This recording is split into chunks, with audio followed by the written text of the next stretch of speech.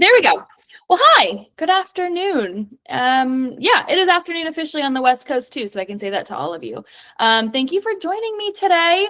Like I said, I think almost all of you know me. I invited a few people who I don't work with yet, but I'll officially introduce myself. I am Dr. Jessica White. Call me Jess. And today we're talking about academic planning. And I promise you, if there's one part of the college process that is really low key. It's quiet, but it does determine everything else. I'll talk about that today. It determines your stress levels, your GPA, of course, your confidence, your options. It's this. So it is very good you are here today because this is important stuff, no matter where you are.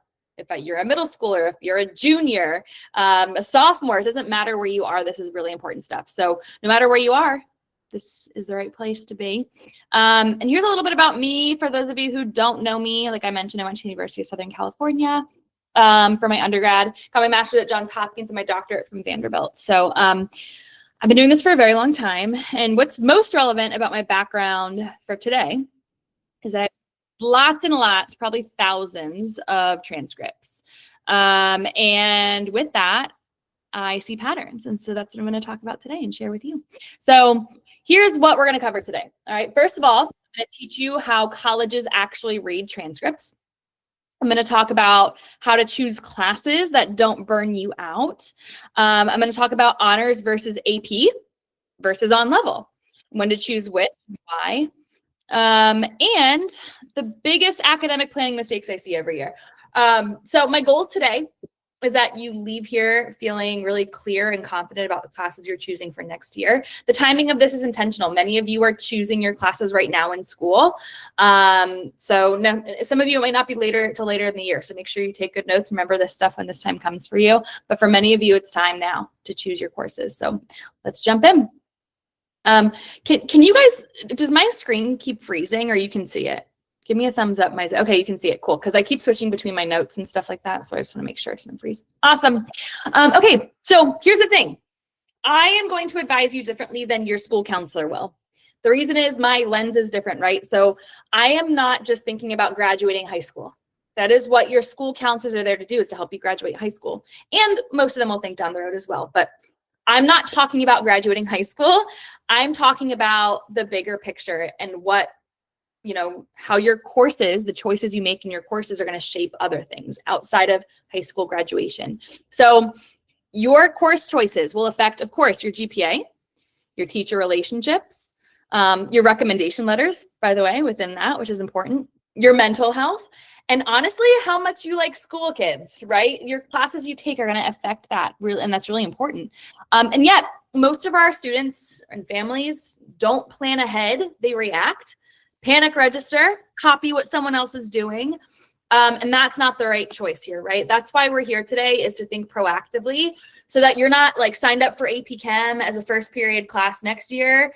And for some reason, those rigorous classes are always first thing in the morning. That's what we don't want, right? So we're trying to prevent all of this burnout. So one thing I want to talk about before we jump into the nitty gritty of how to get there. This is something that I say pretty frequently to when it's college application season for my juniors. You cannot out extracurricular your GPA. Okay. So what I mean by that, families will come to me all the time and say, my kid has this incredible resume with activities, research, nonprofits, leadership, internships. We're good. Right.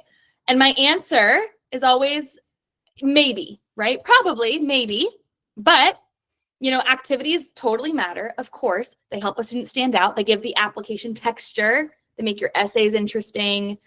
And weak activities could absolutely be a reason, 100%.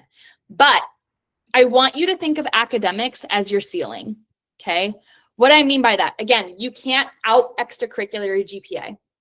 So what I mean by this, your activities can help you stand out within a certain academic range, but you can't lift above it, right? So schools will typically look at your academics first, see if you meet their threshold, and then they'll look at the other pieces of your application, your essays and your extracurriculars, right?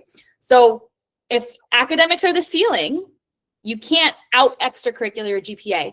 If you're not getting the best grades you possibly can in the most rigorous classes you can, they're not going to even look at your resume, right? So If a student's transcript signals that you're struggling, then colleges aren't going to be convinced that you can handle that rigorous, intense academic environment there. So this doesn't mean that you need a perfect GPA. I'm not saying that. We're going to talk about the nuances here in a second. And definitely does not mean you need a million AP courses, okay, or IB, whatever the rigor is at your school.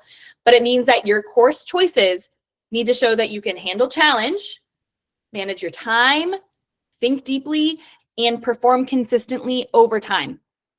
So something I'm going to talk about quite a bit today. When we're planning your courses, we're not just thinking about next year. We are protecting your future options. We're keeping doors open, as my kids hear me say. So we're making sure we have all your doors open at all of the colleges on your list.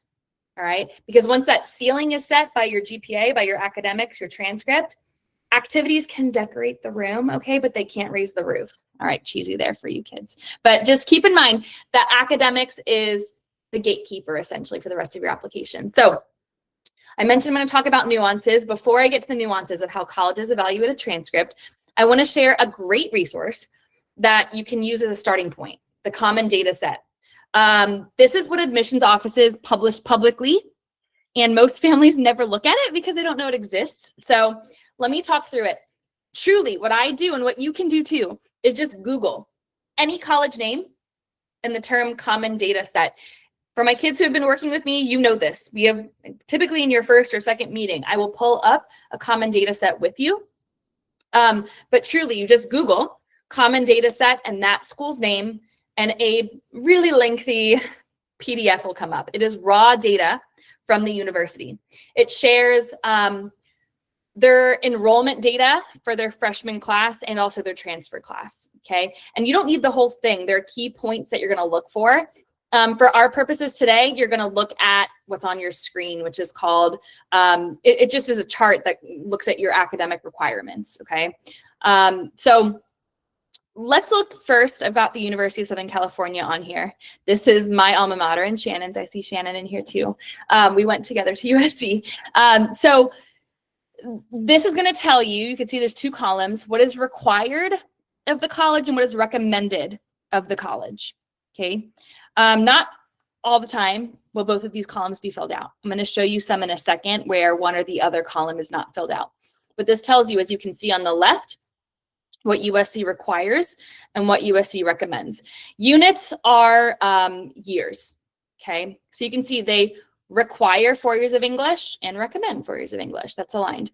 They require 3 years of math. They recommend 3 years of math. That doesn't mean you can take 3 years of math. I'm going to talk about that in a second. They require 2 years of a science, 2 of those being a lab like chemistry or biology. 3 are recommended, okay? 3 lab and 3 just basic science classes in general. 2 required, 3 recommended of a foreign language, a pain point for a lot of my kids we'll talk about later today too. 2 social studies courses and 3 recommended, and 3 academic electives, but 3 recommended. So what does this mean? So I paused there on a couple of things to call them out. One of the first things I said, mathematics. It says here that there are 3 classes required. And I know a lot of you kids perked up. I only have to take 3 years of math. Now, that's the bare minimum, okay, to even be considered at the University of Southern California. I can tell you from experience that kids without 4 years of mathematics are not being considered at the University of Southern California. Because here's what it comes down to is they're comparing you to your peers at your high school. And if a classmate of yours is also applying to USC and had 4 years of math and you didn't, and that's what it comes down to when they're making their decision of which student gets in, because as I've talked about in other sessions, is you are going to be compared to your peers when you go to college and you apply to college. You're compared to who is at the table from your high school. If somebody else at your high school has 4 years and you don't, you're bumped out of the equation, right? So I'll say this once here and I'll say it again today. 4 years of all core subjects is without a doubt required in my eyes, okay? 4 years of English, 4 years of math, 4 years of science, and 4 years of history, and 4 years of a foreign language. Yes, foreign language is a core subject in the eyes of a college admissions officer.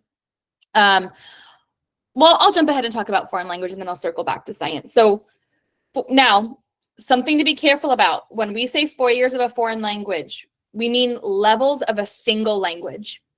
I'll say that again. When we talk about 4 years of a foreign language, we mean levels of a single language. So that does not mean you can take 2 years of French and 2 years of Spanish and call that 4. Okay, you have to take 4 years of the same language. Or this is one where I do allow for some wiggle room. I have on individual basis advised students that 3 years is okay, or even 2, depending on your major and your college list. Okay, let me give that caveat. This is an art, not a science. There's not a one fits all for all of our kids. I will sometimes greenlight 3 years of a foreign language and even 2 in special cases, depending on your major. But for the most part, we do want to see 4 years of a single foreign language. Now, what if you took Spanish 1 in not elementary school, in middle school? That would be impressive if you took it in elementary school. But what if you took Spanish 1 in middle school or French 1 in middle school? Does that count? So I, maybe did Spanish 1 in 8th grade, Spanish 2 in 10th. I'm sorry, Spanish 2 in 9th, Spanish 3 in 10th, Spanish 4 in 11th grade. So I only have actually 3 years of it in college. I'm all over the place. 3 years of it in high school.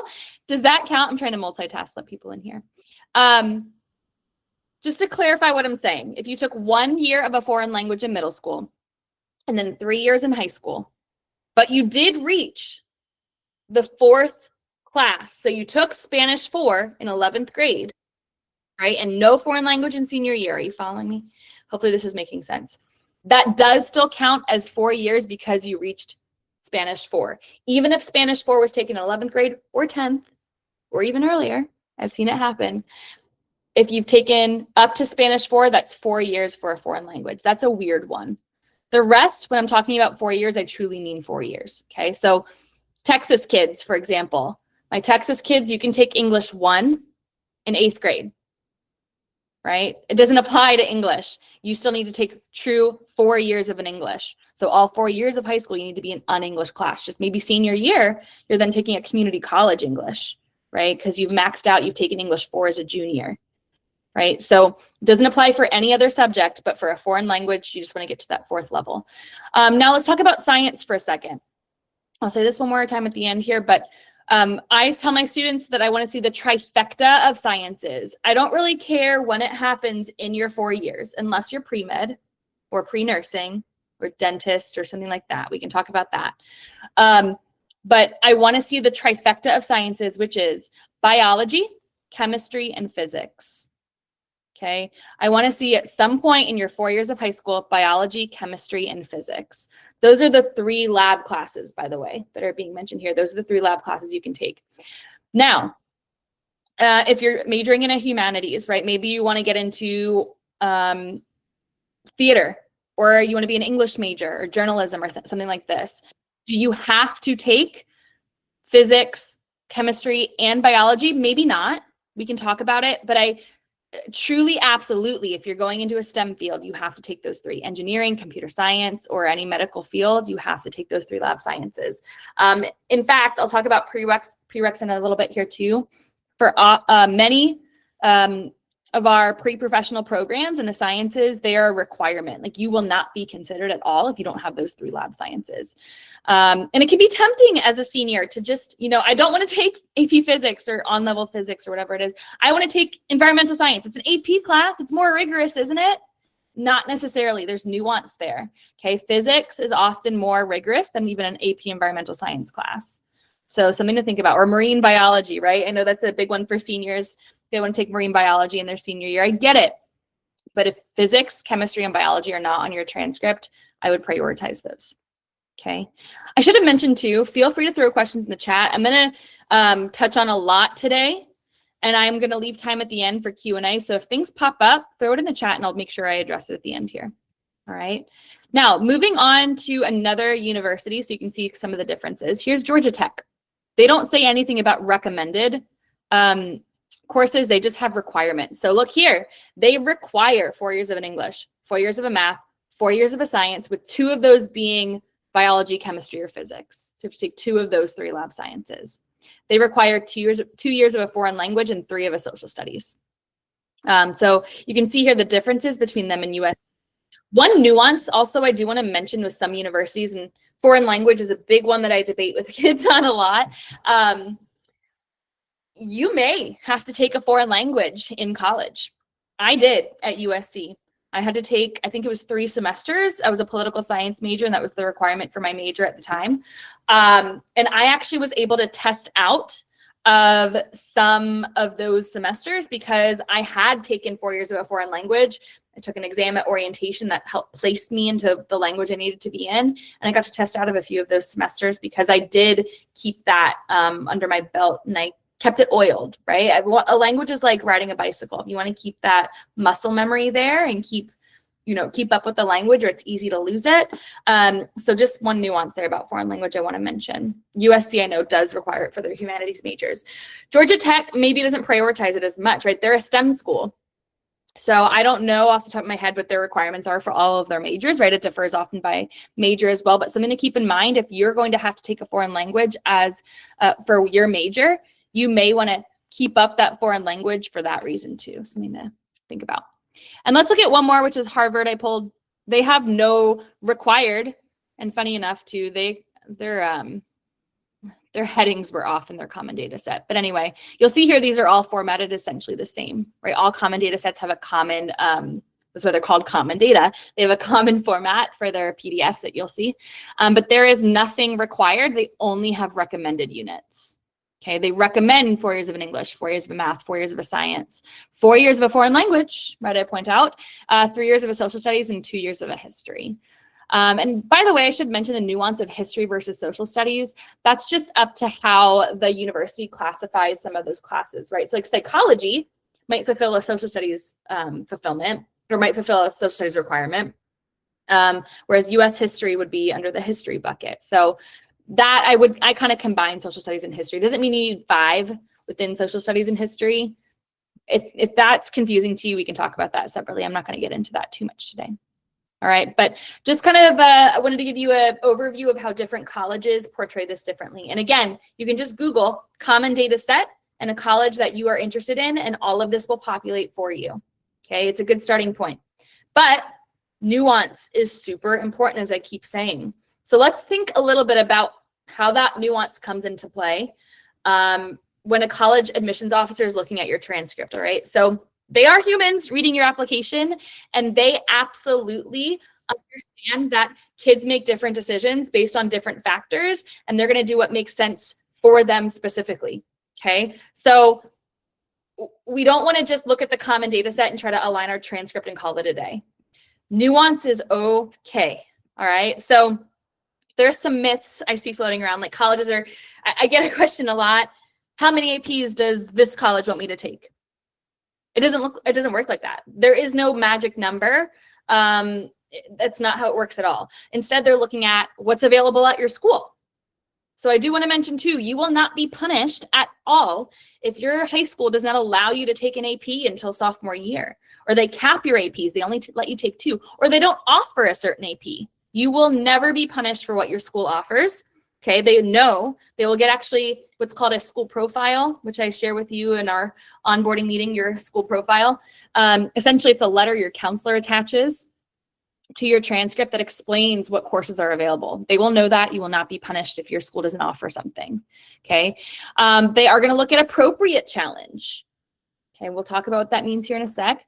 They're going to look at how your course choices evolve over time, and then whether, this is probably the most important one, does this transcript make sense for this student? Your transcript's going to tell a story. And some stories are going to say the student knows themselves, and others say the student was advised by Google or Reddit or ChatGPT. Okay, not good things. We want to really reflect. I'll go through the process and how we do that. Call in some experts, me, your teachers, and think about what are the best choices for me? What's going to be success for me? Okay.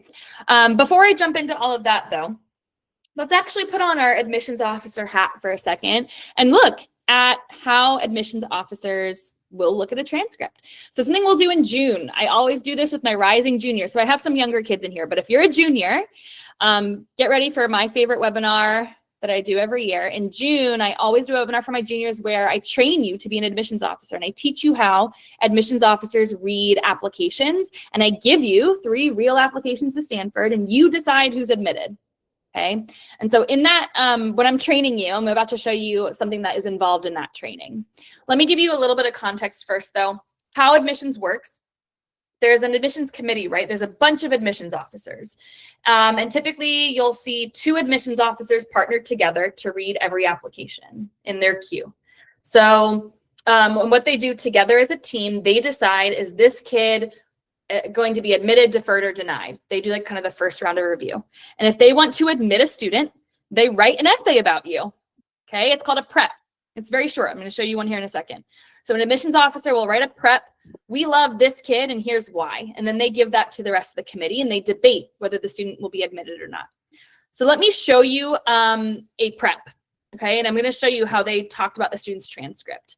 Some context too, this student was, well, they say it in the prep. Let me pull that up. The student was an art and Latin American studies double major that they were looking at. Okay, they were looking at her application. I'm not going to read the whole prep. I will in June for those of you, my juniors who join me for that webinar. But let's look at this paragraph, which talks about the curriculum. They have abbreviations, right? They're not writing fancy essays, just quick essays. So it says CU-wise, that means curriculum-wise. Tina, that's the applicant, has taken 8 APs, which is high at Bundy. That's her school. One thing I want to point out, school context matters. Bundy High School, where she went, the kids didn't take a lot of AP classes. So the fact that she took 8 at her high school, even though at yours, maybe there's kids who take like all of them, right? Maybe all of their classes are APs. They might take 8 in a year, right? 8 APs overall for her high school, that's impressive. And she doubled up on foreign language. She took both French and Spanish. Why did the admissions officer point that out? Well, she's wanting to study Latin American studies, right? That's related to her major. So the fact they do notice these things, right? The student doubled, they look at your transcript in that level of nuance, right? Are they taking courses that are relevant to their major? Biggest void is the lack of a social science, but it's because she made room for the languages.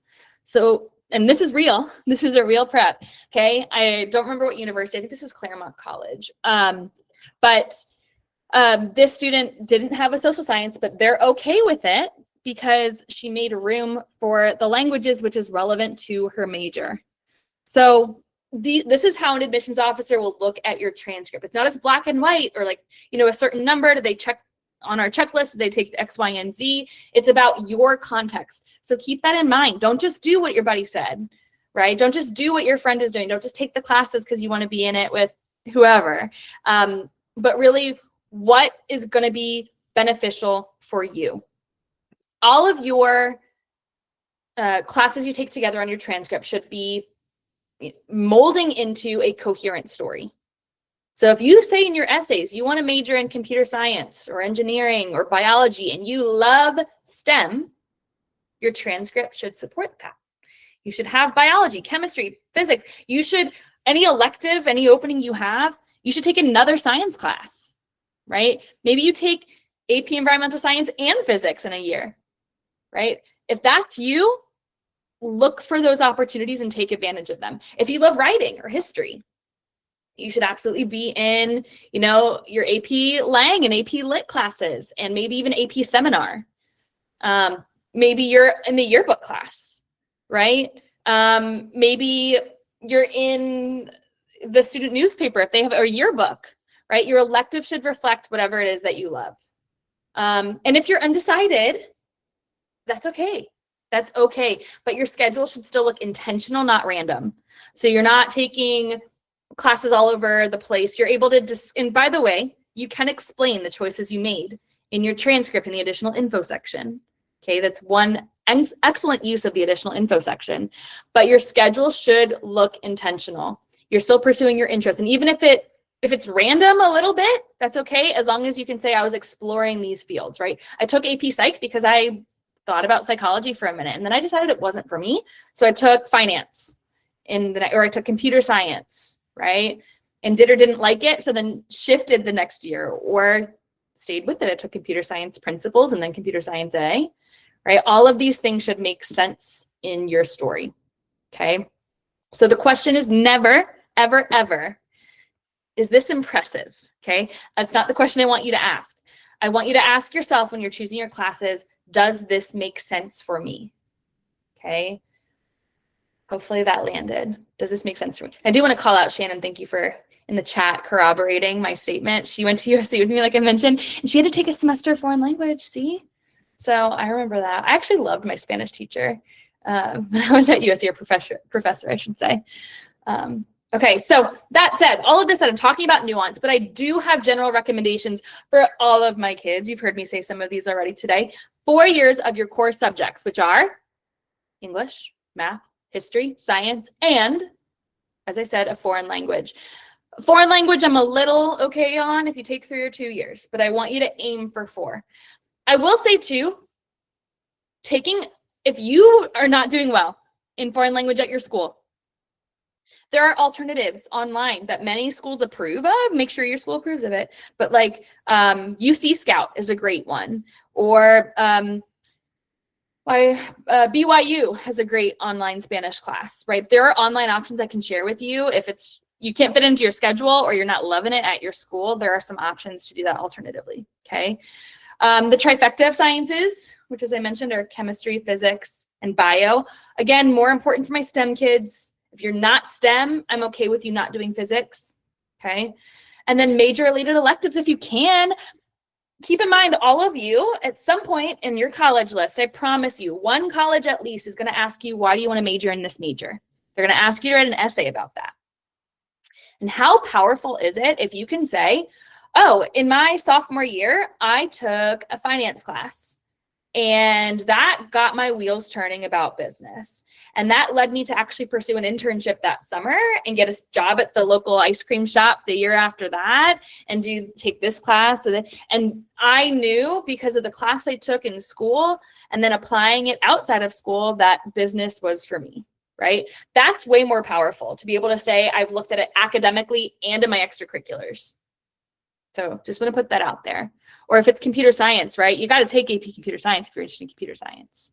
If you have an engineering class and you don't take it, but you're putting down on your applications you want to major in engineering, super red flag, right? You should absolutely, if you can, and if your school offers it, take any classes you can, of course, related to your major, okay?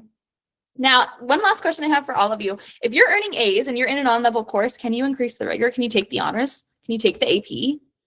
We're going to talk about that again a little more. I keep saying that. We're going to talk about that, but I promise you, I'm going to touch. I like to touch on things and then go more in depth on them later on in the presentation. But my goal is something I've said, I'll say a million times to my kids out there. You've heard me say it already, I'm sure.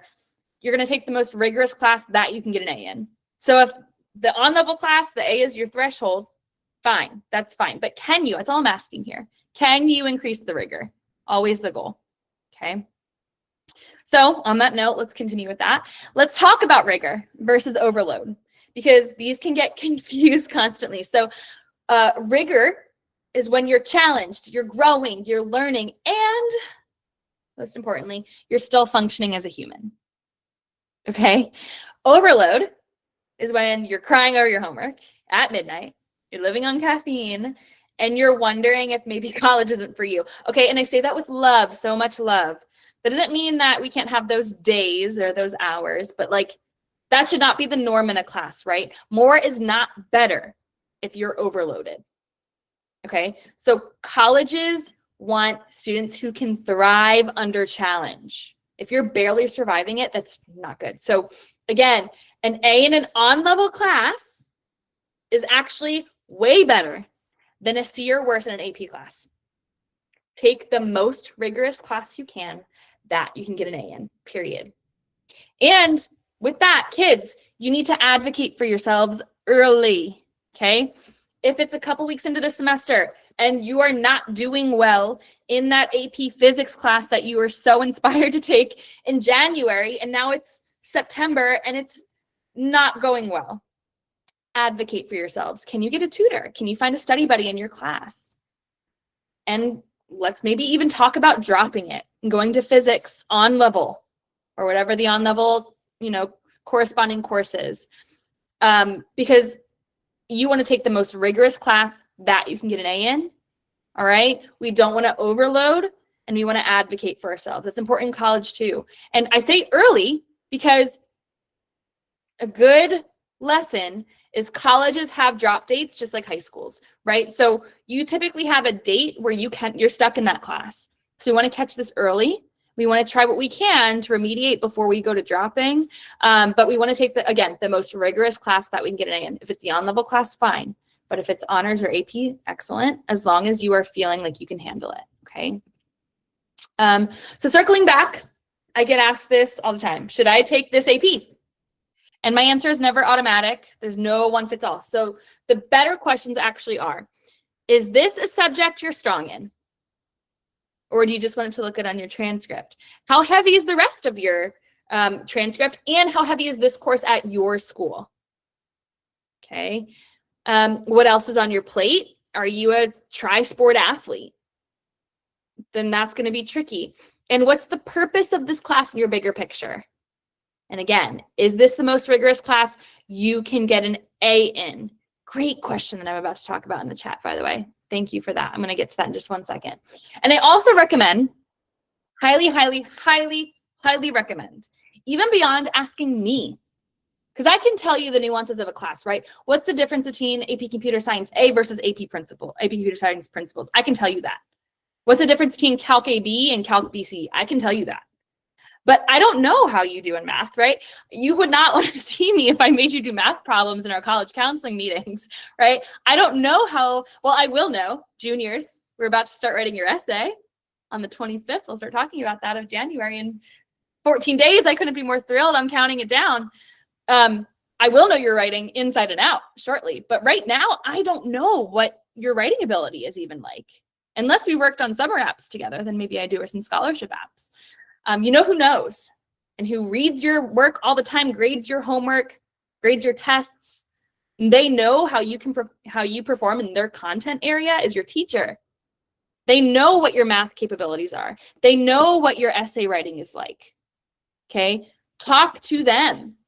I was a teacher for a long time before moving in, and I love to advise students like, hey, I taught ninth grade English for a long time.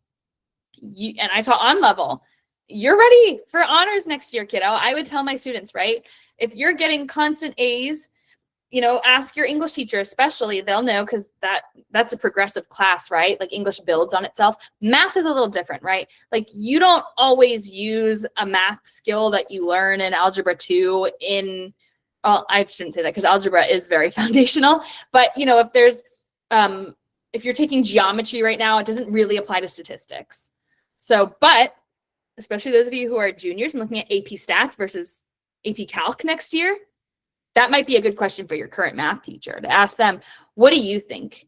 Because I know as a teacher, when we did our professional development, we learned together. I knew what my peers were teaching. And so I could tell my students like, yeah, you'll do well with this teacher and in this class. So ask your teacher. By the way, it's a great way to build that relationship. They're going to write your letters of recommendation someday very soon. So that's a great way to start a conversation and get deeper in that relationship so that, their letter of recommendation is a little stronger for you. This kid advocated for themselves. They came to me and asked me about, what would be a better class to take. And I was really impressed by that initiative, right? That could be a part of your application, your recommendation letter. So, again, can't say that enough. You need to think about these questions, not do I take this AP period, but there's some nuance there. Now, great question in the chat that I want to talk about. AP versus dual credit. I actually have changed my stance on this. Okay, when I was a teacher, I used to push dual credit all the time because at face value, dual credit is the winner, I think, at face value, because you're getting college credit guaranteed. I mean, saving tuition, that's a great win. However, there is absolutely nuance there too, as with all of these things we're talking about today. Now I'd argue AP is the better choice, even though it doesn't guarantee college credit. Okay. It's more rigorous, period. Unless, like those of you who are in Texas, they've got on-ramps, right? Which is specifically college classes taught by UT Austin. Great. That's like the gold standard. If you're able to take a college class at a university. I was in no condition at that time. There you go. If you're taking a community college class, that's different. right, than taking like a UT Austin class or a UCSD class or any university level. Community college is different.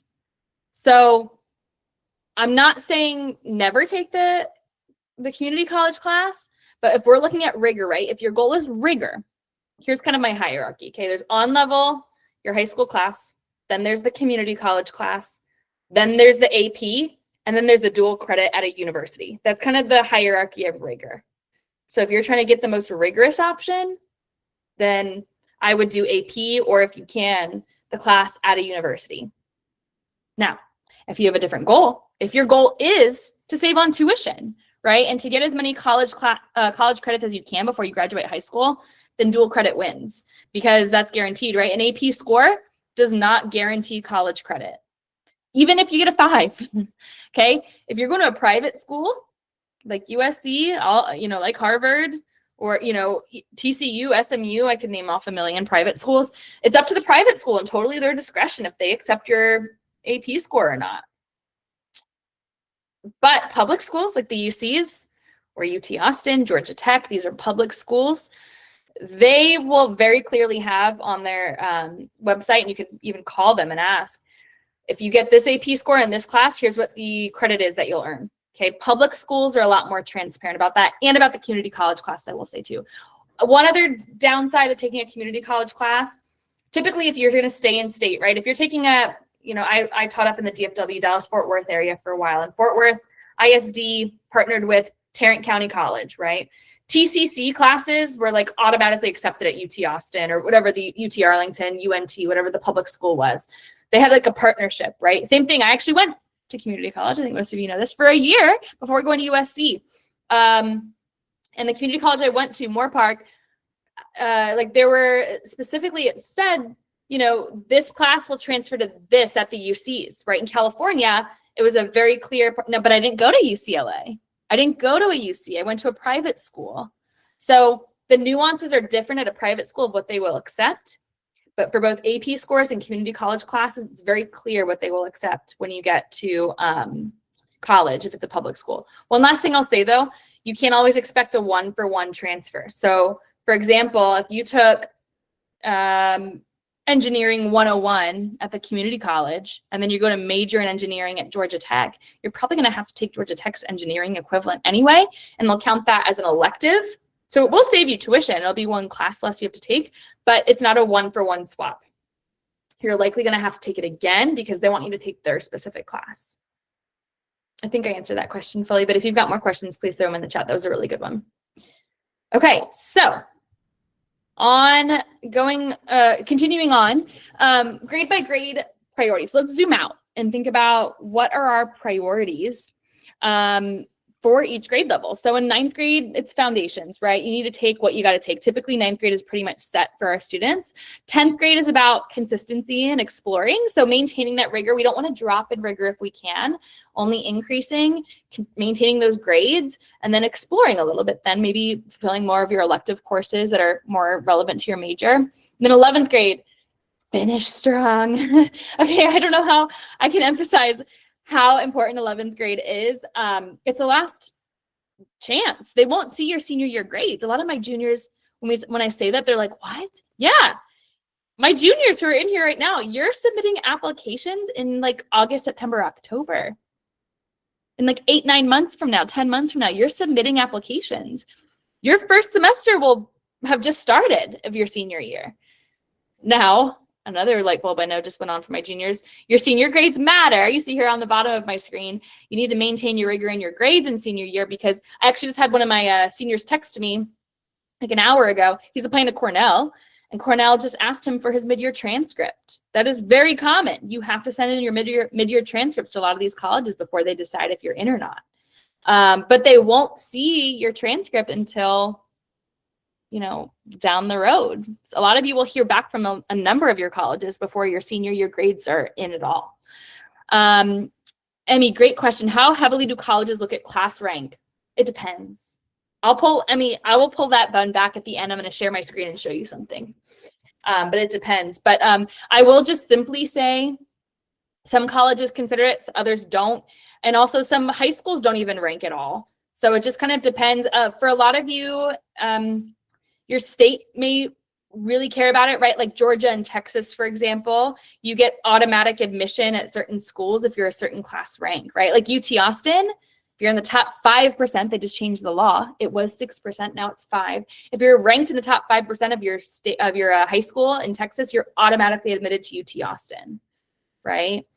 UGA or in Georgia, right? The valedictorian is automatically admitted to their public schools. So it's that I'll share one chart with you from the common data set. I mean, you can find that too.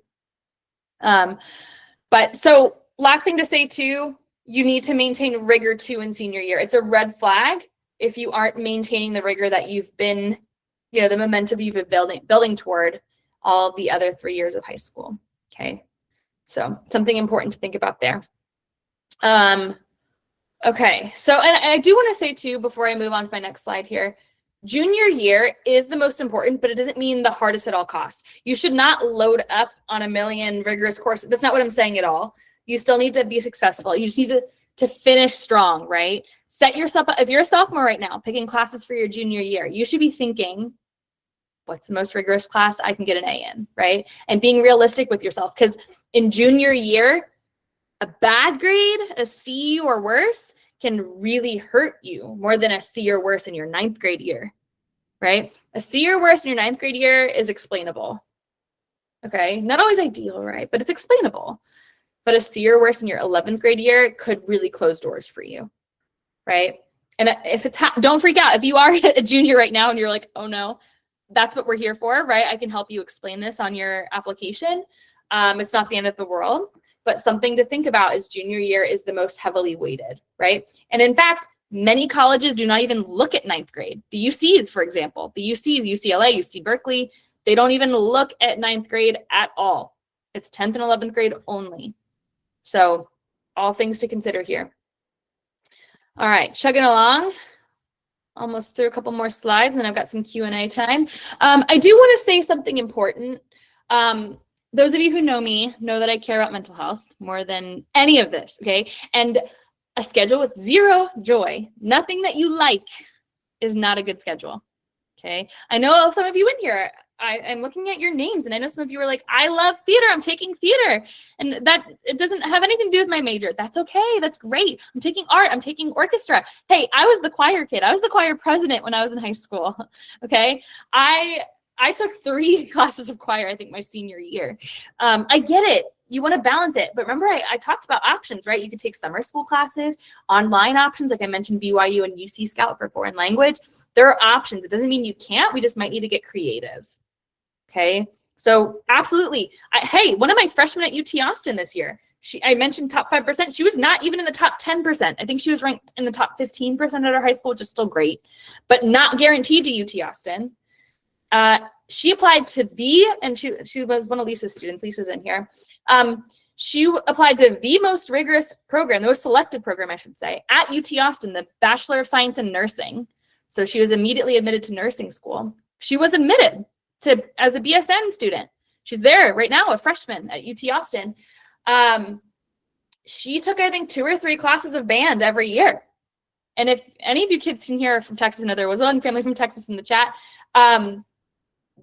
marching band is serious in Texas, okay? Texas high school football, I mean, where I used to teach in Texas, the high school football games are like better than my husband's college football games here where he coaches, right? Like it is a beast. She had intense practices. So that's okay. You can do it all. She took a lot of summer classes and, classes in the evenings at community college and things like this to make it work. But it's absolutely, again, your context matters. But back to what I was saying about mental health, you need to enjoy your classes, right? I don't want you to be a robot and only take things that are aligned to your major and only APs and all of the things. You need to leave room for sleep, right? Your extracurricular activities, your friends, and you should, of course, have at least one class you actually love. So balance is strategy. And I want to pause on this for a second because it is really important and it affects everything else, right? If you don't love your schedule, you don't love your classes, you're not going to do well and it all can kind of spiral. So let me be very clear. This is all based on data, okay? We have decades of research in psychology and neuroscience and education that all point to the same conclusion that I'm talking about, right? Chronic stress and exhaustion directly impair your learning, performance, and judgment.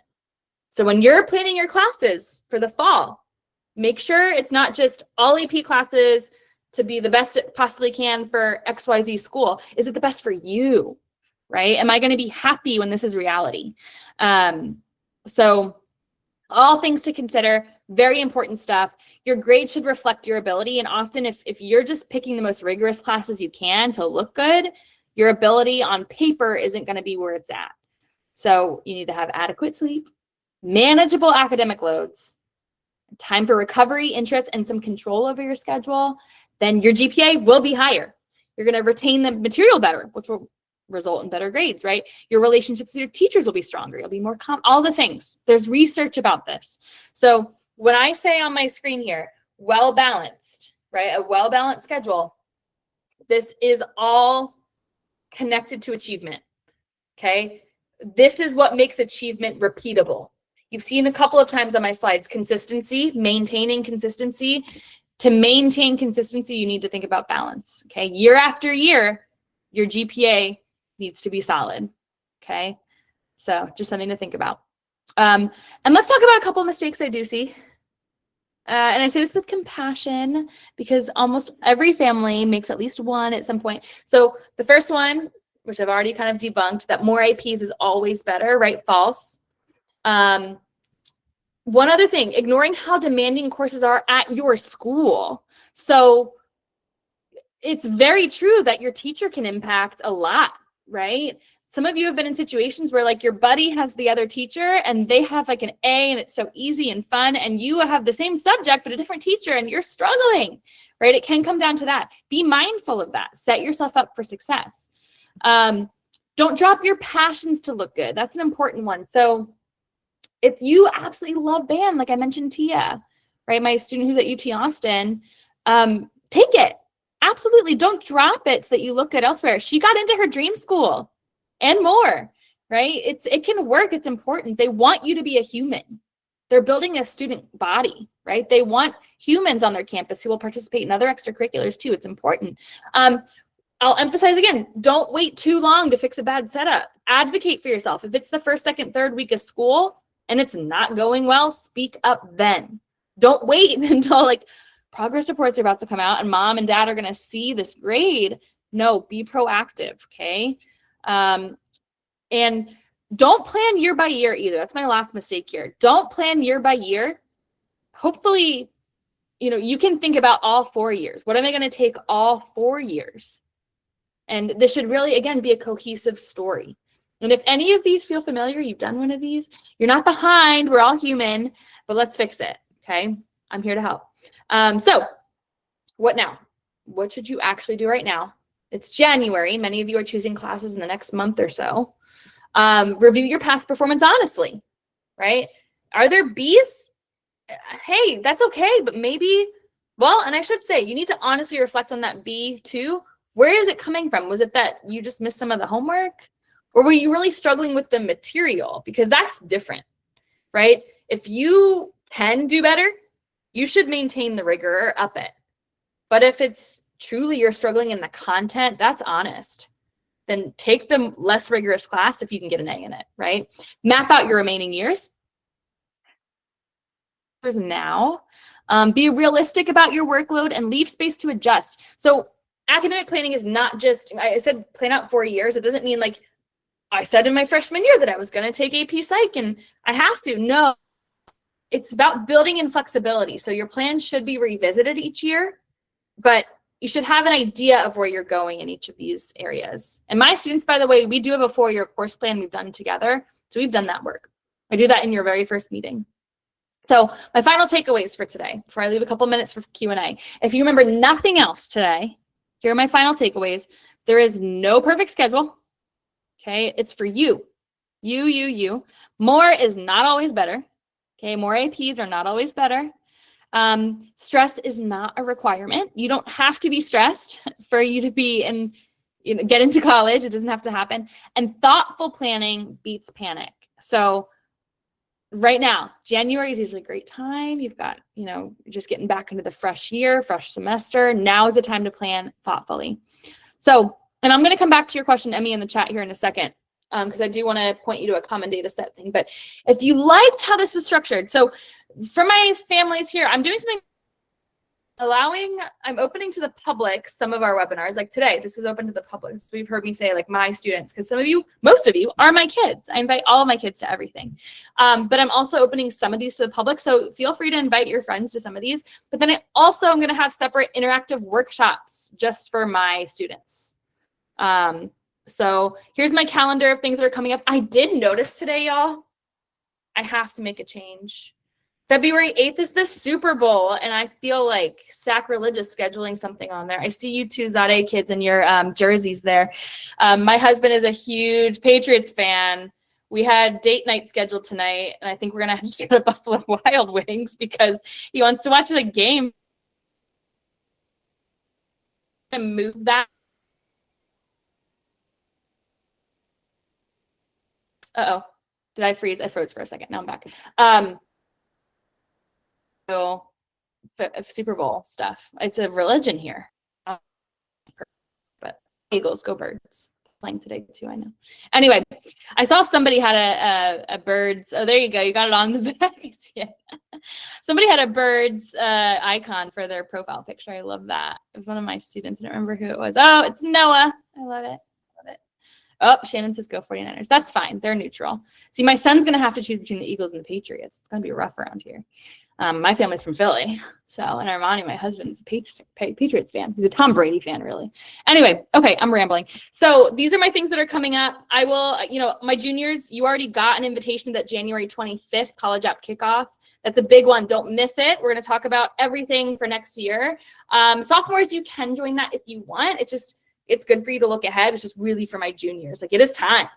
Common App, personal statement prompts. Your essay prompts are going to be released in a few weeks. We can start writing your essay.